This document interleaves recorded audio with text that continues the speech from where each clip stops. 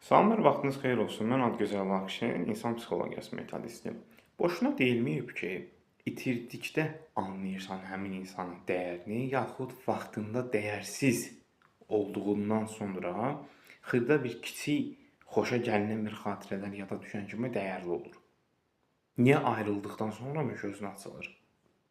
Yaxud əlaqə bitdikdən sonra həmin anda niyə onu düşünmədin? Bəzən çox kiçik bir xırda məqamlar var. Adi bir növ belə deyim sizə, hörmətsizlik, yaxud bəzi çox pis kimi səslənməsə də, bəzi pisə bənzər diqqətdən kənar, yəni saymamazlıq biçimində bəzi ifadələr var ki, anidən çox möhtəşəm səviyyədə olan münasibəti səviyyəsiz qisminə salıb bitirə bilər. Bu da bilirsiz nədən qaynaqlanır?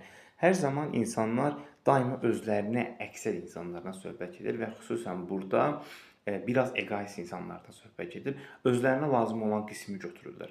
Məsələn, aşırı elə insanlar var, çox enerjisizdirlər, sıfır. Gəlirlər enerjili insanla münasibət quranda sanki sənin qanığı əmib səni pis vəziyyətə salıb, kefivi də içinə soğan doğrayıb çıxıb gedən insanlar. Hər zaman çalışın bu tip insanlardan uzaq durun. Çünki bəzən insan həqiqətən enerjisi itir elə insanlarla.